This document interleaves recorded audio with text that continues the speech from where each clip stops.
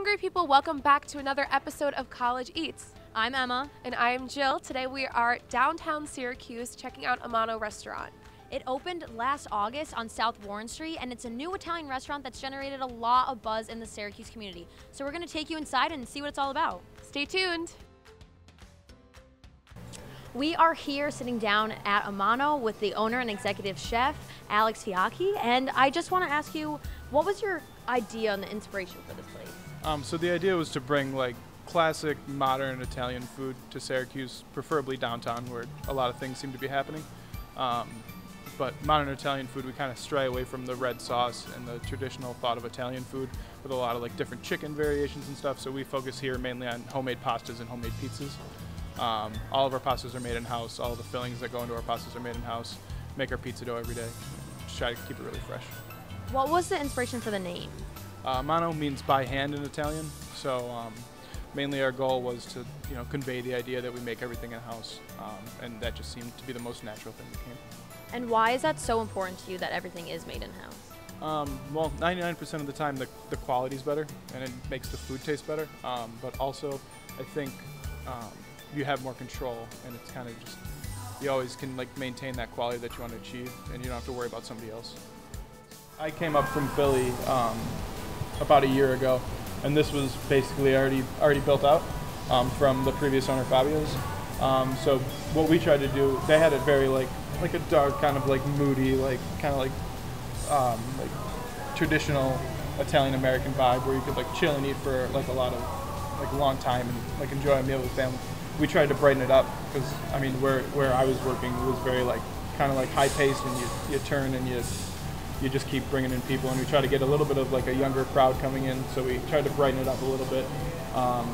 Love the exposed brick. I think the exposed brick really does it. And then the lighting, the pendant lighting and stuff, I think just kind of like brightens it up in here, and kind of like realize how big and awesome these ceilings are compared to like, because this used to be like a pretty respected bank in the bottom of this, so we have like the safe over there, so we try to keep some of those like original features.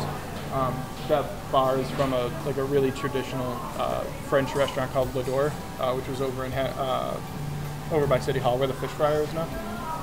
And they had some really nice pieces, and we had the old owner of L'Adore before it closed come in, and he was like, "Oh, that's my bar. I didn't know where it came from." He's like, "I love this bar," so we tried to give it some justice and make it the centerpiece. So basically, my girlfriend Lauren, she moved up here from Philly with me, and she was working, after she worked for Mark Vetri with me, that's how we met. She left and worked on a farm for about 2 years. So she got really hands-on into like growing her own vegetables. She would bring home like these really awesome like peas and tomatoes, and like when you see peas in the shell, and when they come right off the vine, you can eat them in the shell, and the shell is so tender and so sweet, it tastes like candy. And we're like, we want to be able to, give some idea of that. We've probably gotten a couple hundred like cherry tomatoes out of it, some peppers. We're growing some seeds we bought over in Italy right now, so hopefully, I don't know if they're going to be good this year. They're pre-annual, so hopefully they'll sprout back up again. But it's called puntarella, really bitter green. We have some special onions that come from the south of Italy that we're growing, so we're trying to really like incorporate that Italian idealistic of if you grow it, it's better. And it usually is. I grew up around here. My dad owned an Italian restaurant a block and a half down in Hanover Square. So I grew up, that opened when I was 2, so I grew up kind of running around in an Italian restaurant. Mm-hmm. And then he ended up going over to Avicoli's out in Liverpool. If you know that, I'm not sure. But I spent a lot of time out there working, and I got into like restaurant management. Mm-hmm. And when I started to get into restaurant management, I realized that if you don't know anything about the food, there's no point in managing the restaurant. So then I started to like take a deep dive into the food, and then I ended up going to the Culinary Institute of America. And then once you get there, you kind of just shove you right in. Go. When we were in Italy, like I said, it's basically everything that's near you is fresh. But so here, there's an understanding of Italian food being very like relatively heavy comparatively, with a lot of red sauce, tomato sauce. They do use a fair amount of tomato out there, but up until Columbus came over, there was no tomatoes. Tomatoes didn't grow in Europe, so they brought them over from America. So Italian food kind of developed later with like the tomatoes and stuff. And then when they brought it over, a lot of the migration came from like Naples and southern Italy, especially to up around here. So you get a lot of that, a little bit heavier like tomato-based sauces because they grew well in Naples. They grow well here for shorter periods. But then it started to develop, I think, to like every like household had their own plan of dish, and everything was a little got a little scattered, and then they started to bring it together. But like modern Italian food now is very like sense of place, sense of purpose, like understanding what's around you and using what's around you instead of, you know, buying cans of tomato from Italy, cooking it on the stove for hours. And a lot of people around there in the north, they would do that because it got cold and you want to be near a stove for hours. But that's where you get things like pizza, like in a wood oven, because it's so hot there that they just want to make it quick and get out. So it's like it all just comes from like what's near you. And here it's become very like a set, rigid thing. And Italian American food has like, I'm trying to think of the word, became like a has to be like this, and it doesn't have to be like that, but people think it has to be like that. But the idea for broadening the horizons of people in Syracuse is basically giving them more of a, hopefully more of an understanding that not all Italian food is Italian American food, and they're not necessarily interchangeable. I mean, to an extent. So we've been trying to. So when we opened, we had a couple like chicken franchise on the menu, chicken parm on the menu, and I've been slowly like taking that away, and like because I felt people were starting to use it as like a safety blanket, and I didn't really want that.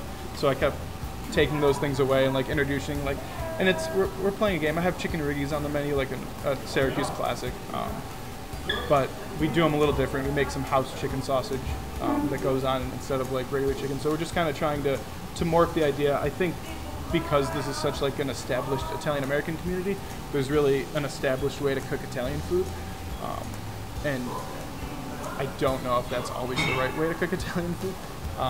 So we try to find a line where people still want to come here and eat, but we'll be able to introduce them to something a little different. And so we can kind of like mix and match. Like I'll sell you a chicken parm, but buy this pasta that I just made with cauliflower in it.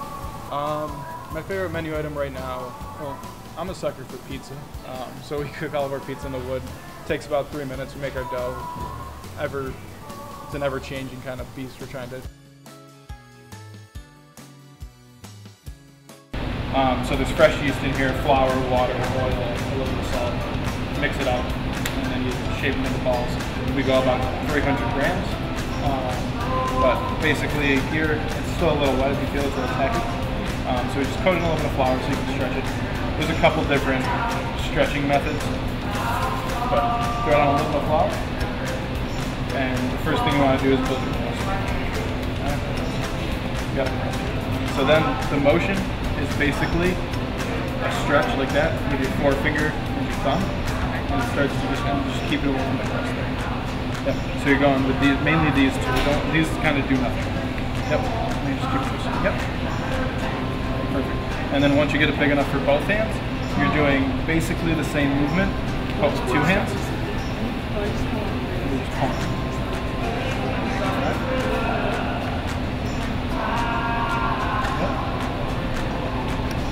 About how much dough do you guys make per day? We make about 50 doughs a day, between lunch and dinner. For the weekends, we go 60, 70. So that's 60, 70 So this pieces. is tomato sauce. This is literally just some blanched tomatoes, basil, olive oil, and then a healthy amount of salt. So then you kind of stretch it. You don't want to hit the crust. Give it a good Is there any secrets to making pizza that you share with us? Or is it just really spread? I mean, the actual shaping of the pizza is 100%. Making good pizza, you want to use, like we've been talking about, really fresh ingredients, because it really comes through, because it takes such a short time in there that all the freshness and stuff, you can really taste it. It makes a big difference instead of something that cooks for a long time. This cooks so quick. So up top you're running at like 1,000 degrees, so basically what we're looking for, like if the bottom's completely cooked but the top's not cooked, that's why we're going to dome it, because it's extra hot up there. And like vice versa too, like if my sides are done and my bottom's a little raw, I have hot spots placed out throughout the oven, like that back right corner is always extra hot, it's not where the pizzas go there, so the steak just stays right there. And that's how I can finish all these steaks off. down the highway and on the Amalfi Coast than you are being in a bus. And then those people with bikes like skirt past you and like, it's corn cards, you're like, you're gonna die. Yeah. So we have mine and Alex's pizza, and then we have Noah's pizza. Clearly one looks nicer than the other, but that doesn't mean that it's gonna taste better. So I think we're all gonna taste test, and we'll let you know how it goes. That's mine. All right.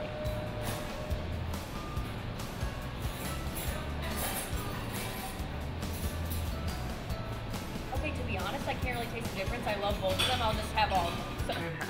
Went to the Culinary Institute of America down in Hyde Park, New York, and then I went to Philadelphia and I worked for a chef called Mark Betry, multiple James Beard Awards, and kind of grew up in that environment. I went down there when I was 20, stayed down there I worked for him for about 4 years, and then me and my girlfriend traveled throughout Europe, primarily Italy, for about 6 months, and we stayed in campsites around Italy, worked on a couple farms, and kind of got a feel for what real Italian food is.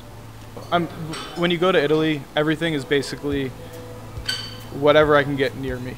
So if you go to Rome in the fall, they're gonna have early fall things. They're gonna have summer squashes. They're gonna have early fall squashes. They're gonna have some beets, some artichokes, and it's all time and place. So they really keep it fresh. And for us, we have a garden in our at my parents' house down the street. We destroyed their backyard and built a big garden. So we try to like keep a lot of things fresh. It tastes better when it's closer, because if you get it from like a big box company, when they ship the food, it can be weeks, and so we try to keep it within days. Right now, peak season is heirloom tomatoes. We have a bunch. I'll show you guys later. We have a big bag from our garden personally. We go through a lot with like Pulaski up in Grindstone Farms. They get a lot of stuff, but they specialize in blueberries and like berries along that, so you can get some really good berries around here.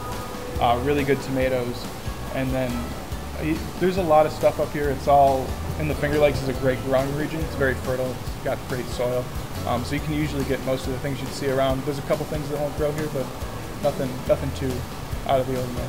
So how does that affect your menu? Does it change seasonally? We change our menu about every week. Not totally. I usually put like a new item on and a new item off. So like last week, I took all the corn items off because corn basically went out of season. You couldn't get good corn anymore. So corn got replaced with things like mushrooms, things like squash. We're starting to get a little bit of pumpkin up here. So all that kind of like good fall flavors we're starting to get. So it's mainly just maintaining with the season. So when this goes out, you bring in something that's coming in. So it's kind of just like a constant thing, but we change it every season. This is our little pasta machine that we roll out of pasta on. It is delightfully electric. You don't have to hand crank it, or we'd lose our minds. But so this is our dough. So this is what we were talking about. So it's not sticky. It's just kind of tacky and pliable. It kind of bounces back a little bit. But as long as it's not sticky, you should be pretty good. If it's too dry, you'll see it start to crack. But this feels good. So basically, I open my pasta machine all the way up to as high as it goes, just to start it and feed it through.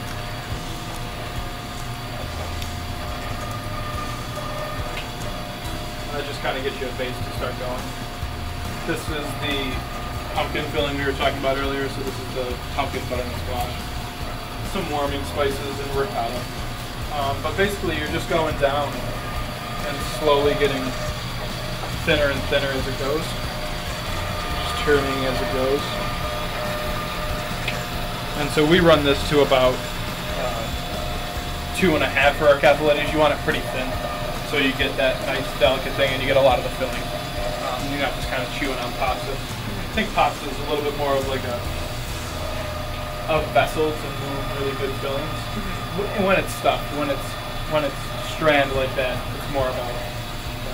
So if you get so as you roll it out, you're going to get a little wet. It's going to get a little tacky. Just a little bit of flour, just to make sure it'll roll up on itself. You'll be in help. So we're at about 2 right now. I'm going to feed it through probably 2 more times. But what they would always tell us is that like a really thin stuffed piece of pasta, you should be able to see the table through it and step away, and maybe even read a little bit of words. So this will probably be the last run through. And you're just keeping it straight. I'm not really holding it at all or giving it any tension. Seal your pasta correctly.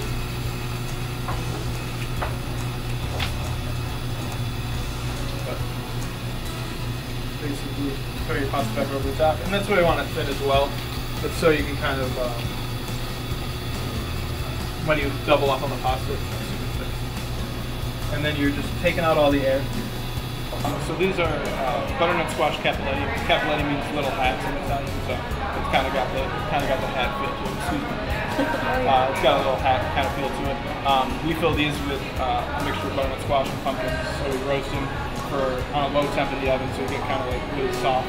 Take them out, buzz them with a little bit of ricotta, a little bit of nutmeg.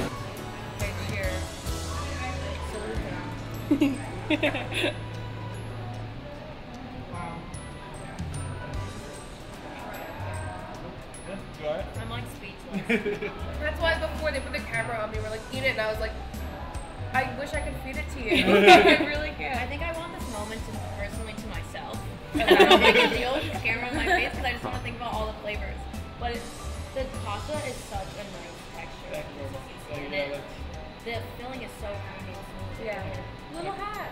Yeah, little hats. Oh no, I keep breaking them. I'm like so excited. We're just gonna finish the rest of this and Yeah. you guys Catch be up with jealous. you later. Yeah. See ya. This is so... Buongiorno, hungry people. Welcome back to the College Eats Kitchen, where today we will be recreating recipes that we were inspired by from A Mano restaurant. So we are going to be making a fettuccine fresh pasta with Nonna Pizzaglia's fresh tomato sauce, and then we are going to make the cappellettis that Alex showed us at A Mano with butternut squash filling and a brown butter sauce. Stay tuned. You want your ball of dough to look like this and like that, and we added a little bit of olive oil over top, and if it's getting a little crusty, you can sometimes just run your hand under water, and that's what we did Jill, so we added a little bit to it. So you want your dough, you want it to be nice and soft, but not too soft. So if it's a little bit too sticky, you can add more flour to it and roll it in, because that's important, because if it's too sticky and too like egg consistency, it's not gonna boil well. So we're gonna put it in this bowl, so I'll take your dough when you're done. We're gonna put it in a bowl, and we're just gonna seal a bowl with a little plastic bag, and we're gonna let this sit while we get working on the rest of our sauces. Alright guys, so we are going to get started on Nonna Pizzaglia's sauce for the fettuccine. So first we are going to take our chopped tomatoes, start biggest to smallest, and put them in. And then we took about 2 to 3 scoops of the tomato paste, whatever your eyeball feels like. And we're gonna add that in. Just get it all in there. And you know, cooking's an art, so you just eyeball the whole thing. And then we're gonna take about 2 teaspoons of olive oil and add that in there. 1. There we go.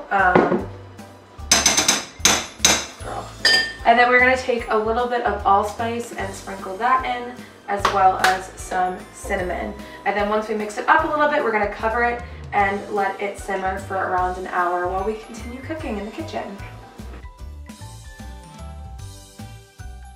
So we roasted the squash for the cappelletti, and we roasted the squash at 450 for around 45 minutes. And after the squash comes out, when it's not too hot, you're gonna scoop it out and you're gonna put it in the bowl with your sauteed onions, and then we're gonna put it in the food processor so it's smooth, so we can wrap it up in that nice fresh pasta. We're also going to season it a little bit with some salt and pepper before we scoop it out, to kind of just balance out some of the sweet flavors that we roasted it with. All right. Okay, so now we are going to start with the chop on the food processor. Okay, so we are going to fill the cappelletti now. So just get a little marker so you know where you're going to fill it, and then you're actually going to use, if you have a cutter, a cookie cutter that's a circle, that works best because you're going to cut through the dough. But we're just going to spoon a little bit of our butternut squash onto there. We'll go like that. I'd say it's a little bit more than a teaspoon. Okay. Alright, Joe, you're going to do this with me? Oh yeah. Okay, so we're going to just wet it a little bit so that it breaks through the pasta a little bit easier and the pasta doesn't stick as much. So let's see if this cuts through. Perfect. Okay.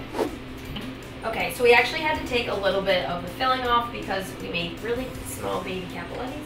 So you're just gonna wet the one side of the edges so you can fold it over in half.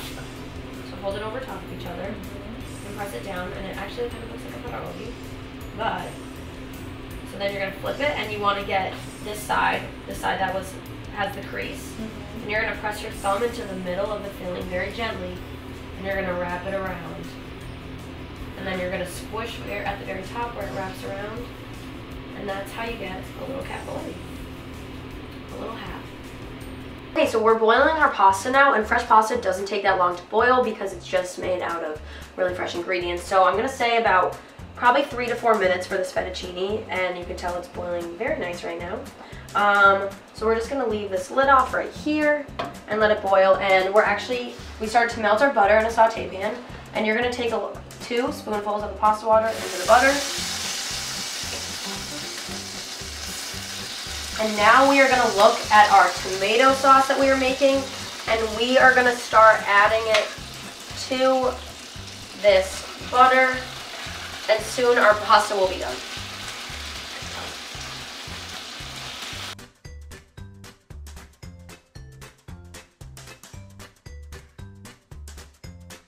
We had so much fun making this pasta, and a huge thanks to A Mano for letting us come film, and to Alex and Lauren for teaching us so much about how to make fresh pasta and everything else they had to offer. And hopefully you guys should do this at home because it really isn't that hard. And if you get some friends together, it's like really fun to do and really tasty. It's not expensive. Yeah, and make sure that you keep following along with us for more at SU College Eats on Facebook and Instagram. And yeah, we'll see you next week. Thanks, guys.